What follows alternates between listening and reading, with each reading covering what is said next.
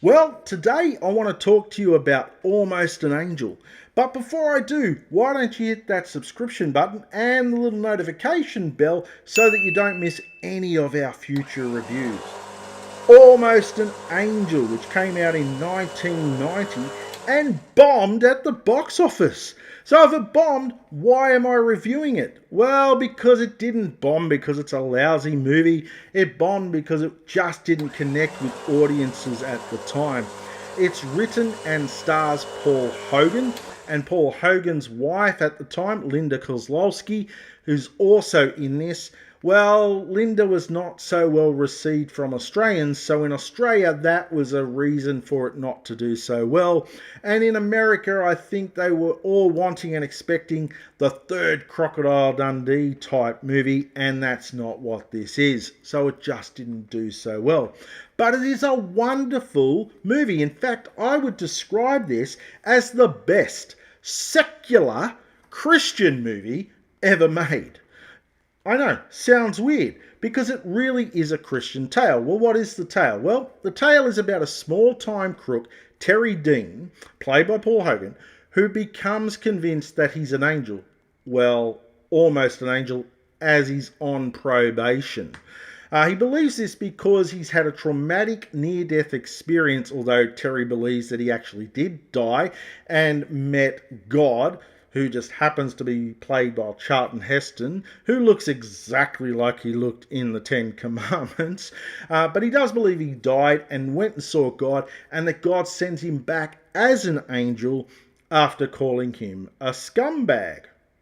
That's right, it's got that kind of Paul Hogan humour in it. Now, for those of you who don't know who Paul Hogan is, I don't know where you've been living, but if you live in Australia, you probably do know who he is. But he rose to fame after many years working as a rigger on the Sydney Harbour Bridge, or the Australians call it the coat hanger. He was working on that. Isn't that great? So he was working on that, and then he went on a talent show called New Faces, where he threw knives at a bin. Not very funny. No, what was funny, though, was when the judges judged him on how bad his act was, he threw slander back at them and judged them. He was kind of the first edgy comic of his kind to do that. So he then went on and did a few appearances on the Current Affairs program, and then got his own show called The Paul Hogan Show, which was a sketch comedy show, and was so successful. He then made lots of commercials advertising Australia to Americans and the rest of the world to come over here and visit us and be a tourist in our country, and then did Crocodile Dundee, which is still in the record books as the biggest independently made Australian film to ever be released. At the time, it was the biggest independent film to ever be released. I think it's been beaten out by The Passion of the Christ. But look, he did Crocodile Dundee 2, later went on and did Crocodile Dundee in Los Angeles. Paul Hogan, though, was seen at the time after doing the Paul Hogan Show as just a comic sort of actor, not really too chomped as an actor. So then he did a mini-series for Australia called Anzacs, and that's a very serious, war-driven mini show. So he shined in that and really showed he could act. Yeah. I always say anyone that can do comedy and do it well can act, because comedy's the hardest part of acting. But look, he went on and did Lightning Jack. He did Flipper, a little TV movie called Floating Away, which I think is just fantastic. And then in his kind of retirement years, met an Australian man named Dean Murphy, and worked with him, as Dean being the director, on a bunch of movies. He did Strange Bedfellows with Michael Caton in that one. Did Charlie and Boots with Shane Jacobson. Shane Jacobson, and at the time was hot off the heels of doing a movie called Kenny. And then he did That's Not My Dog with Shane Jacobson again, and a bunch of other celebrities. And more recently, and all of these done with Dean Murphy directing, more recently, the very excellent Mr. Dundee, which is a very funny film, and if it's the last film Hogs makes, well, it's a good one to go out on. But back to this, He plays Terry Dean magnificently. You absolutely believe that this guy was a criminal. You absolutely believe that he thinks he's an angel. But look, it's got some standout actors in this. David Alan Grier is in this as well. Larry Miller is in this, and for those of you who can't remember who Larry Miller is, this might jog your memory. He was in The Nutty Professor with Eddie Murphy. He was also in 10 Things I Hate About You, both the movie and the TV show, as the girl's father. And he was also the Pool in Crane, Pool and Schmidt in the Boston Legal TV series. So he's quite an accomplished actor. Larry Miller's done a lot of stuff, and he's kind of the standout actor in this one for me, although Paul Hogan definitely steals the show. Elias Coates is in this as well, and I've loved everything I've watched Elias in. Elias had done before this Tucker, The Man and His Dream, which is a fantastic movie about the Tucker car. He did Look Who's Talking 2 and the remake of The Desperate Hours, but he was kind of known through the younger people at the time, and me included in that, from doing the live action version in just before this one came out, 1989 I think it was, Teenage Mutant Ninja Turtles. After doing this one, he went on and did Fallen with Denzel Washington, The Thin Red Line. He did Novocaine, Collateral Damage with Arnie Schwarzenegger. And he did Simone with Al Pacino. Zodiac with Mark Ruffalo and Robert Downey Jr. And Prisoner, which is a wonderful movie with Julian McMahon. So Elias is definitely a wonderful actor in this. And he happens to play Linda Kozlowski's character's brother, and who named Steve, who happens to be best friends with Terry in this movie. Just a wonderful cast for this across the board. And yeah, Paul probably does steal the show and stand out as the best actor in it, but those actors are actually quite good too.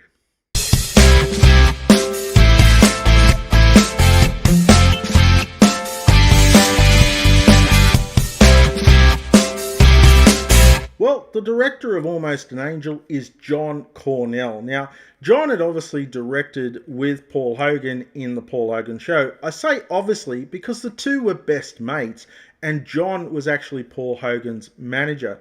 But he also directed Crocodile Dundee 2, and I actually think that's the superior version of the Dundee films out of the three of them. So he's very much a great and accomplished director and does a wonderful job here. For those of you who remember the Paul Hogan Show, John Cornell also played Paul Hoag's best friend Strop. Now, Strop was a bit of a silly character, so anyone watching that would think this man's not too clever. Well, actually, John Cornell's was a very smart man. Unfortunately, he's passed away. But John was a very smart man, very wonderful director, does a wonderful job here. He went on and created World Series Cricket, which was in competition with our cricket games out here in Australia, and brought about a merger with the Cricket Association and giving the players professional wages for the first time. So that's how smart a man he was. But I think he was also very smart in marketing through doing these commercials to advertise Australia to Americans, and then bringing the Crocodile Dundee movie over to America too. So John's a very smart man. But he's a wonderful director. There's some scenes here that play out very comically, and that's great, and he can direct those well because he did the Hoag Show. But there's also a love interest thing going on with Linda Kozlowski's character, Rose. So obviously there's chemistry there between Hoag and Linda, so he plays up on that. But it's a blend of the comedy, the drama for a light-hearted movie, as well as the laugh-out-loud moments here and there. There are not too many of them, but for those to happen. It's a wonderful blend. And the score for this is done by Maurice Jarre, who does a wonderful job. And I think that John blends or creates those scenes so well for that music to slot in perfectly. It's just a beautiful movie directed so well by John Cornell.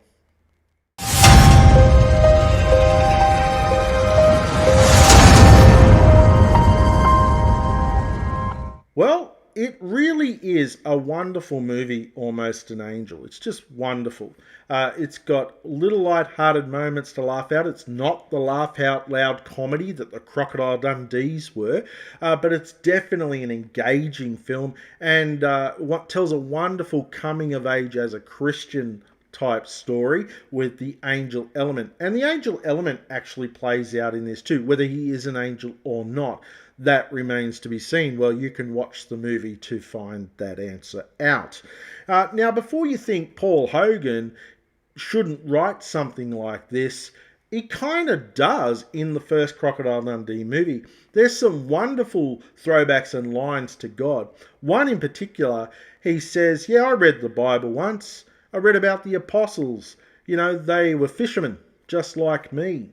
Yep, straight to heaven for Mick Dundee. Me and God, we be mates. Now, that sounds like a really silly throwaway line, but if you look into it and think about it, very much so, Christianity is about a personal one-on-one relationship between you and God. So yeah, him saying me and God be mates, that's wonderful. To say that he's a fisherman is just relating to the apostles and to Jesus. So, you know, he's definitely got some religious views and some Christian views that he's right to write about, and he does it here very wonderfully. He's written a beautiful script, and I can see why he wanted to make it. He's written it, he's gone, I care about it, and even though it didn't do well and isn't successful, Hogs has actually said, I loved it at the time, thought it was a wonderful story to tell, it just didn't work. Well, I argue that it did work. It just didn't connect with the audience, as I said at the start of all this. But look, it has a wonderful score, it has wonderful acting in it, it's directed extremely well by John Cornell. It really is a wonderful family-orientated movie. So what's my rating? 4.5 stars, people. That's my rating for it. It's really that good a movie. So do yourself a favour and watch it. Now, you can't watch it anywhere on streaming. It's just simply not available. It's also hard to get on DVD and Blu-ray. But, and yes, I'll leave a thing under the description as to where, you can get it on amazon.com.au on both DVD and Blu-ray. If you get it on Blu-ray, it is a region zoned for America, so you must have a region-free player or a player that can play American Blu-rays. On DVD, however, it is available in a region-free to watch. And of course, if you know me, well, I own it on Blu-ray and DVD, and in a format that can be watched in Australia for both, so you never know, I might just lend it to you.